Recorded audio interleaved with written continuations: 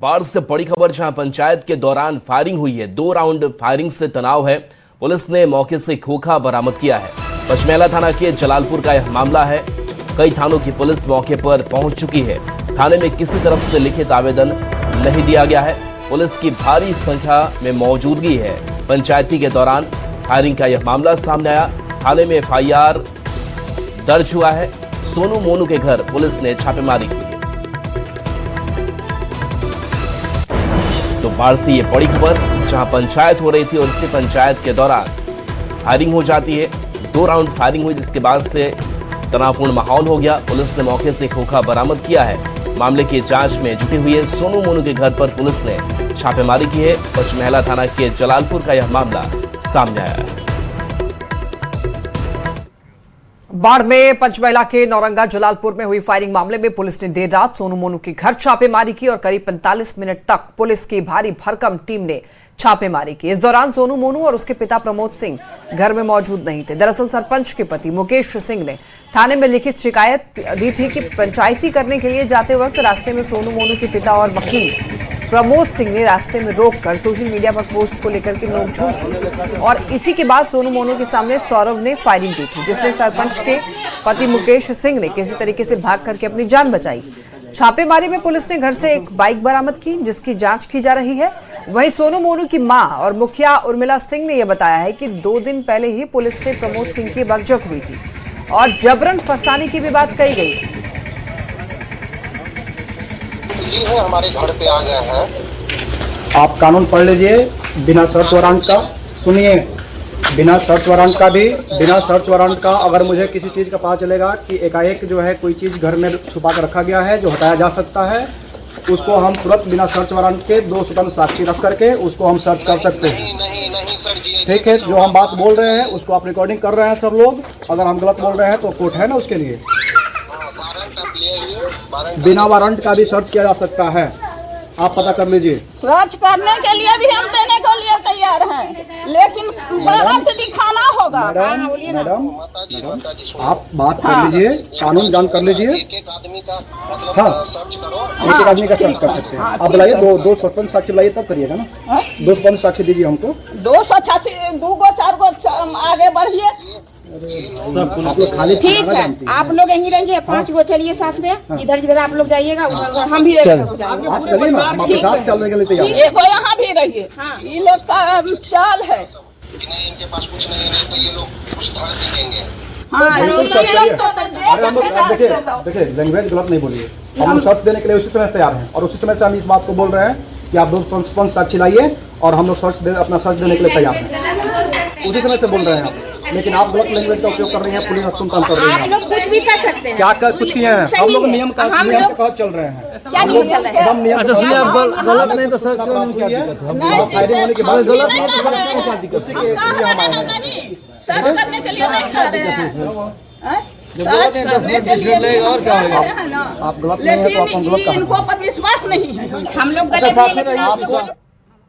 नहीं। कल काम चल रहा था रोड पर, वही देखने के लिए जा रहे थे। पुलिस उनके साथ बदतमीजी किए और मारपीट भी किए। बोले कि घिसेट के ले जाएंगे आपको। हमारे पति जी गए सीनियर SP जी से मिलने के लिए, तो बोले कि वहाँ दे के आए एप्लीकेशन और वहाँ से आ रहे थे। रोड पर गाड़ी से उतरे कि उनके साथ जानलेवा हमला कर चुके हैं और मारपीट भी किए। लाठी डंडा और गोली भी चलाए। मुकेश सिंह और भरत सिंह और उनके बेटे थे, दोनों का 2 बेटा था। वही व्यक्ति के साथ, तो वो हमको रोक लिए। बोले कि रे काहे वो लिख लिए ऐसे? हम लिए कुछ ही लिखलिए। तो कल हेवल जब लिख ली फेसबुकवा पर, हम लिए तो कुछ ही लिखलिए फेसबुकवा पर। तोहर नाम लिखलिए हैं कि तोहर गाँव लिखलिए हैं कि लिखलिए हैं? हम पंचायत के बारे में बोलिए, न थाना अध्यक्ष के बारे में बोलिए। हम लिए का है, की दिक्कत है तोरा? बहुत नेम दिया हुआ, अपना बेटा को फोन कर। बेटा उधर से आया 2-3 गो आदमी के साथ, डायरेक्ट गोलियाँ चला दिया। 2 फायरिंग सर किया, हम किसी तरह बच गए। उतने देरी में आवाज हुआ तो हमारा भाई परिवार सब दौड़ गया। तीसरा गोली चलाने चाहा, मान लिए लोड करके। कौन गोली चला रहा है? सौरभ कुमार। और कोई गोली चलाने? नहीं, सौरभ कुमार था। उनके बेटे ने आप पे गोली नहीं चलाई, प्रमोद सिंह के बेटे ने? नहीं, प्रमोद सिंह के बेटे हाथ में रख लेता, वही पिस्टल दिया है उसको चलाने के लिए, लो मारो। घर में कोई व्यक्ति नहीं मिला है, ना सौरभ मिला है, ना सोनू मिले हैं, ना प्रमोद सिंह मिले हैं। कोई व्यक्ति नहीं मिला है। हम लोग दो स्वतंत्र साक्षी लिए थे। स्वतंत्र साक्षी के सामने हम लोग सारा कार्रवाई की है। लोग लेने से इनकार किया है जब्ती सूची, हम जब्ती सूची बनाए हुए हैं। कुछ जब्त हुआ है कि नहीं हुआ? नहीं, कुछ जब्त, कोई सामान, कोई वस्तु हमको जब्त नहीं किया है। घटना और ज्यादा जानकारी के लिए न्यूज 18 संवाददाता अनिरुद्ध हमारे साथ जुड़ रहे हैं। अनिरुद्ध, यहां पर 45 मिनट तक पुलिस ने तलाशी ली, क्या कुछ सामने आया है और क्या यहां पर जानबूझकर ऐसा किया जा रहा है, क्योंकि आरोप यही लगाया जा रहा है मुखिया की तरफ से? जी बिल्कुल, लगभग 45 मिनट तलाशी लेने पर पुलिस को एक मोटरसाइकिल बरामद हुआ, जो एक पहले से पुलिस को तलाश कर, पुलिस का कहना यह था कि ये पुलिसकर्मी से छीन कर मोटरसाइकिल लेकर भागा गया था और ये सोनू मोनू के घर से बरामद किया गया है, जिसको लेकर पुलिस अब आगे की तफ्तीश करेगी। और सोनू घर में मिले ना, उनके पिता मिले ना, उनका भाई मिला। पुलिस करीब 45 से 50 मिनट तक घर में तलाशी लेने के बाद भी पुलिस के हाथ कुछ नहीं लगा। एसडीपीओ रामकृष्ण पूरे मामले पर नजर बनाए हैं। पचमढ़ला थाना जो है अभी भी नौरंगा जलालपुर में ही मौजूद है। कुछ पुलिसकर्मी को वहाँ तैनात किया गया है। बाकी अन्य थाना जो है वो छापेमारी में देर रात तक लगे हुए थे, लेकिन अभी किसी की भी गिरफ्तारी नहीं हुई है। प्राथमिकी दर्ज किया गया जिसमें ये स्पष्ट किया गया कि सोनू मोनू के द्वारा ही फायरिंग करके दहशत फैलाया गया था। जी। और सोनू मोनू और उनके पिता घर पर मौजूद भी नहीं है, कुछ अभी तक पता चल पाया है कहाँ है वो लोग?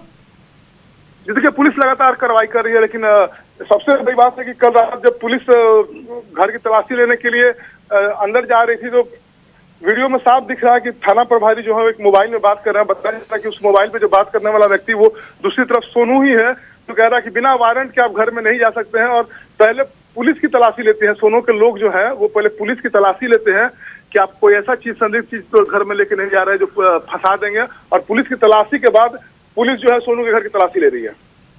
ठीक है अनिरुद्ध, बहुत धन्यवाद आपका इन तमाम जानकारियों के लिए। और देखिए, मुजफ्फरपुर से बड़ी खबर, जहां गिरफ्तार मोहम्मद मुस्तफा से जुड़ी ये खबर है। मोहम्मद मुस्तफा से पूछताछ हुई है। एटीएस की पूछताछ में इनपुट मिले हैं।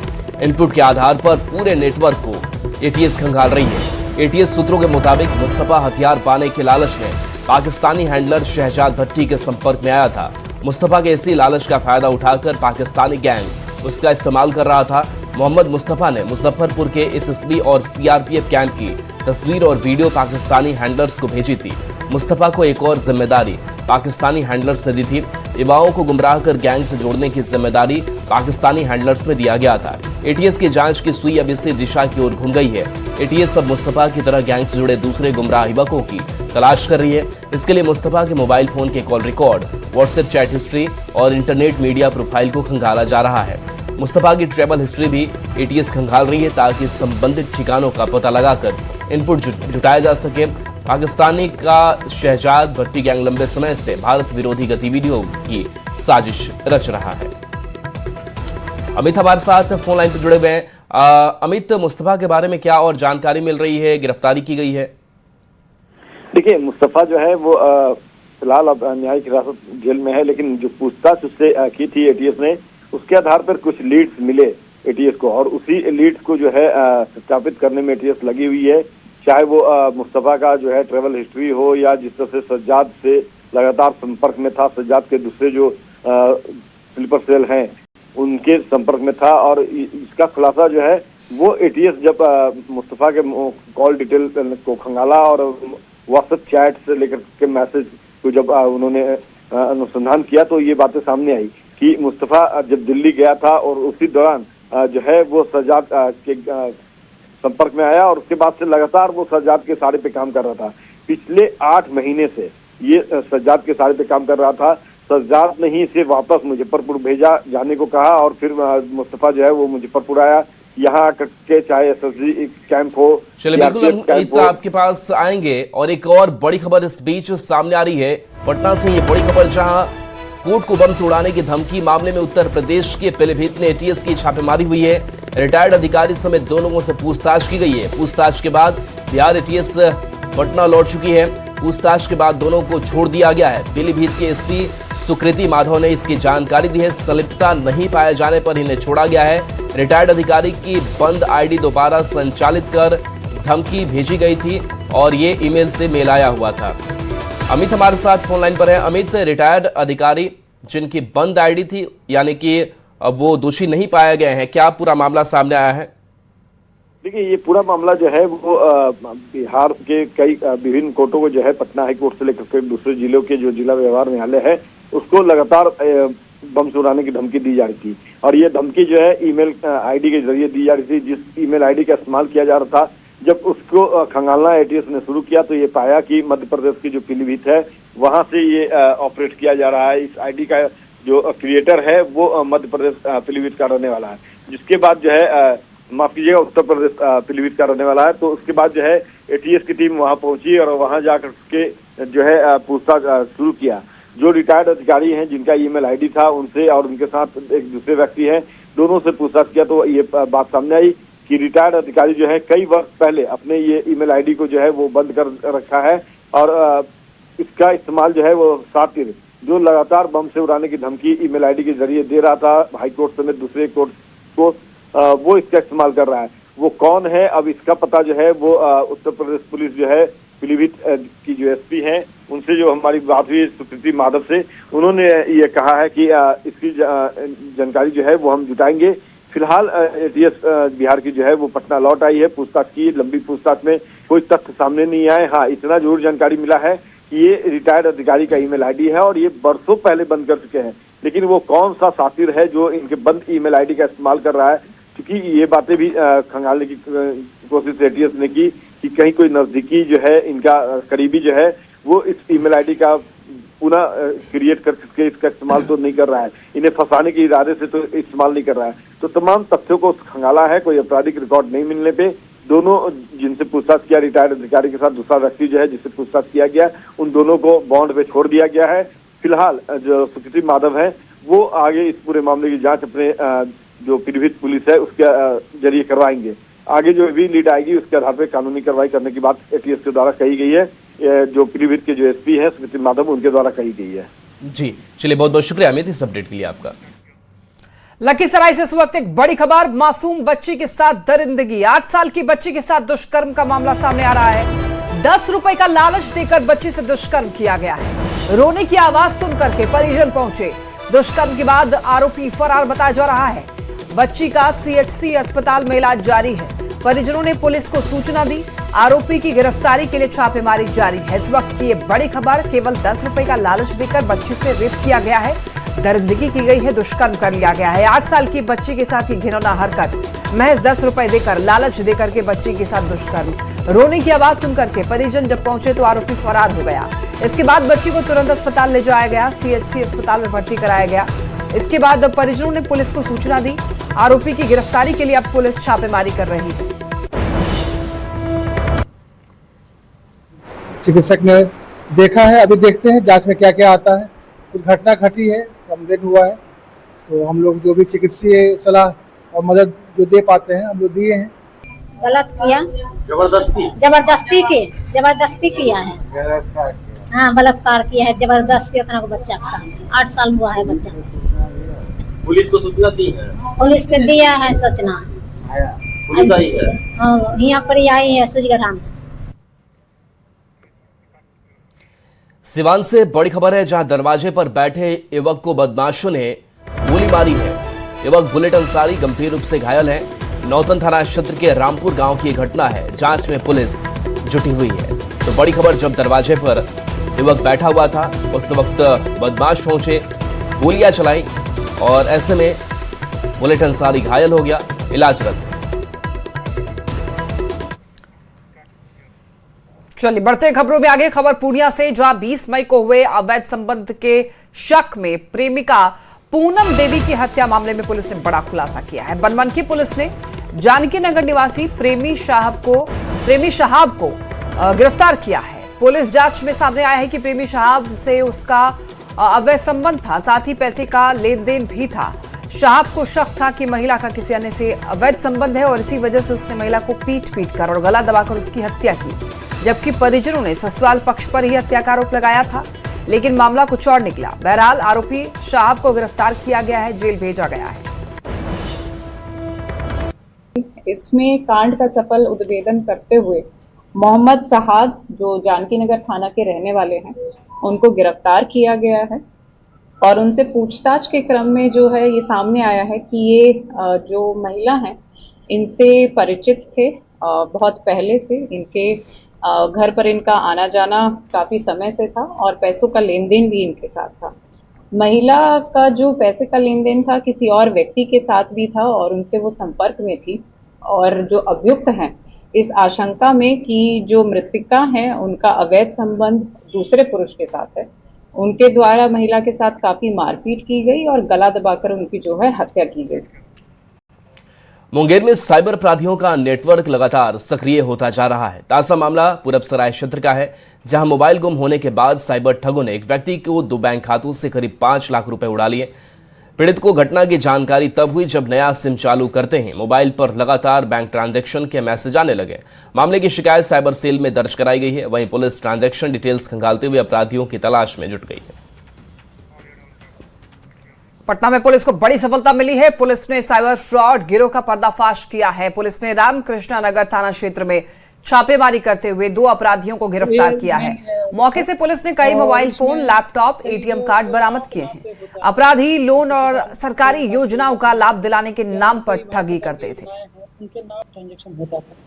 इसी तरह के आवेदन जो हमें प्राप्त हुआ था इस पे सत्यापन किया गया और तकनीकी जांच किया गया तो रामकृष्णा नगर में 2 व्यक्ति को पहचान की गई। उनके घर पे जब विधिवत छापेमारी की गई है तो उनके घर से कई सारे सामान बरामद हुए हैं। उसमें 11 मोबाइल था, 1 लैपटॉप है, एटीएम 12 था, चेकबुक 13 था और पासबुक 1 प्राप्त हुआ। मुजफ्फरपुर से बड़ी खबर, जहां गहना कारोबारी से लूटपाट हुई है। करीब 3 लाख रुपए के गहने लूट लिए गए हैं। पानापुर करियात थाना क्षेत्र की घटना है। घटना की जांच में पुलिस जुटी हुई है। सीसीटीवी फुटेज की जांच की जा रही है। तो बड़ी खबर, जहां करीब 3 लाख रुपए के गहने की लूट हुई है। पानापुर करियात थाना क्षेत्र की यह घटना बताई जा रही है। सीसीटीवी फुटेज की जांच की जा रही है। बड़ी खबर सिवान से, जहां चर्चित ब्रह्मस्थान शराबकांड मामले में पुलिस ने फरार आरोपी के खिलाफ बड़ी कार्रवाई की। भगवानपुर हाट थाना पुलिस ने कोर्ट के आदेश पर आरोपी के घर की कुर्की जब्ती की है, जिसके बाद इलाके में हड़कंप मचा है। आरोपी ताकिना गांव निवासी शैलेंद्र राय है, जो लंबे समय से फरार चल रहा था और इसी को लेकर भगवानपुर हाट थाना अध्यक्ष आशुतोष कुमार के नेतृत्व में पुलिस टीम ने आरोपी के घर पहुंचकर कोर्ट के आदेश पर कार्रवाई की। खबर गयाजी से है, जहां शुक्रवार को गयाजी कॉलेज में पार्ट 2 के एग्जाम दे रही छात्रा ने कॉलेज की बिल्डिंग से छलांग लगा दी, जिसके बाद छात्रा बुरी तरह से घायल हो गई। गनीमत रही कि जान माल को कोई हानि नहीं हुई। छात्रा का इलाज निजी अस्पताल में जारी है। वहीं छात्रा के एग्जाम छूटे नहीं, इसके लिए प्रिंसिपल के निर्देश पर अस्पताल में ही पीड़िता का एग्जाम कराया गया। पैर फिसल गया, ऐसा कुछ भी नहीं है। जब हम यहाँ तक कि जब गिरे तो कोई मेरे हेल्प करने के लिए नहीं आया। एक भैया हैं गया कॉलेज के, वही हमको उठाकर ऑटो पे बैठाएं। मेरी दोनों सहेली हमको लेकर आ रही थी तो उसको भी मतलब गार्डिंग वाले टीचर डांटने लगे कि तुम्हारा कॉपी छीन लेंगे। उसके साथ गिर गए कि नहीं हम जाएंगे। वो दोनों हमको हॉस्पिटल तक लेकर आए और वहाँ जब गया कॉलेज के प्रिंसिपल आए तो वो झूठ झूठ ब्लेम लगाने लगे कि तुम रील्स बना रही थी इसलिए चक्कर खा कर गिर गए। अगर कि नहीं ये झूठ है, और नहीं तो मेरी फैमिली से कह रहे हैं कि इसका सीटी स्कैन करवाओ। एक पागल हो गई है। कटिहार में तेज बारिश और तूफान ने भारी तबाही मचाई है। देर शाम से रात तक चली तेज हवा और बारिश से जिले भर में कई पेड़ और कई बिजली के पोल गिर गए हैं। कई इलाकों में बिजली आपूर्ति बाधित हुई और मिचाईबाड़ी इलाके में बिजली पोल और ट्रांसफार्मर स्ट्रक्चर गिरने से स्कूटी बाइक और ई रिक्शा क्षतिग्रस्त हो गए हैं। कटिहार रेलवे स्टेशन के प्लेटफॉर्म पर भी पानी जमा हो गया है, लेकिन राहत की बात यह है कि अब तक किसी के हताहत होने की खबर नहीं है। आई ना जोरदार गाड़ी लगी हुई थी, ट्रांसफार्मर वो वहाँ पेड़ गिरा, उसके चलते ये सारा पोल ट्रांसफार्मर गिर गया, जिसमें मोटरसाइकिल वगैरह दब गई थी। आदमी भी था कोई? नहीं, आदमी का। कितना गाड़ी दबा है, कुछ जानकारी? गाड़ी 2 मोटरसाइकिल है, एक उधर सुन रहे हैं कि टेम्पो वगैरह है, स्कूटी है, ये सब। आपदा के चलते बहुत ज़्यादा क्षति हुई है। लगभग हम 100 से ज़्यादा पोल क्षतिग्रस्त हुए हैं और कई जगह जाकर पेड़ पौधे भी गिरे हुए हैं। आप सामने देख भी सकते हैं कि बगल में 315 का ट्रांसफार्मर स्ट्रक्चर के साथ पूरा क्षतिग्रस्त हो गया है और लगभग शहर के लगभग सभी क्षेत्रों में अधिकांश जगह लगभग 100 से ज़्यादा पोल डैमेज हुए हैं और लगभग 50 से ज़्यादा पेड़ गिरने की अभी तक सूचना मिली है। खबर अररिया से है, जहां न्यूज़ 18 की खबर का असर देखने को मिला है। पटना और पूर्णिया से एक जांच टीम अररिया के झमटा गांव पहुंची और इंजीनियर टीम ने वैज्ञानिक तकनीक से पुल की जांच की। बता दें कि ग्रामीण कार्य विभाग द्वारा 4 साल पहले 7 करोड़ 32 लाख रुपए की लागत से परमान नदी पर पुल बनाया गया था। प्रकाश कंस्ट्रक्शन नाम से ठेकेदार ने पुल निर्माण कराया था, जिसका स्लैब धंस गया और रेलिंग में भी दरार आ गई। जर्जर पुल की स्थिति पर अधिकारियों का ध्यान केंद्रित करने के लिए न्यूज़ 18 ने खबर तत्परता से दिखाई, जिसके बाद अधिकारियों की नींद खुली और मामले में जांच टीम का गठन किया गया। साथ ही इसमें फाइंडिंग आउट किया जाएगा कि किस वजह से ये समस्या आ रही है, ये प्रॉब्लम आया है। इसको जो है फाइंड आउट करने के बाद और हो सकता है कि इसके लिए उच्च स्तरीय जांच कमेटी भी, क्योंकि हम लोग ये आए हैं निरीक्षण करने हैं, हमको सहयोग के लिए कमेटी विभाग की तरफ से उसमें हमको सहयोग के तौर पर बुलाया गया है। तो कमेटी के लोग आ रहे हैं और उसकी जांच वगैरह में जांच कर लेंगे।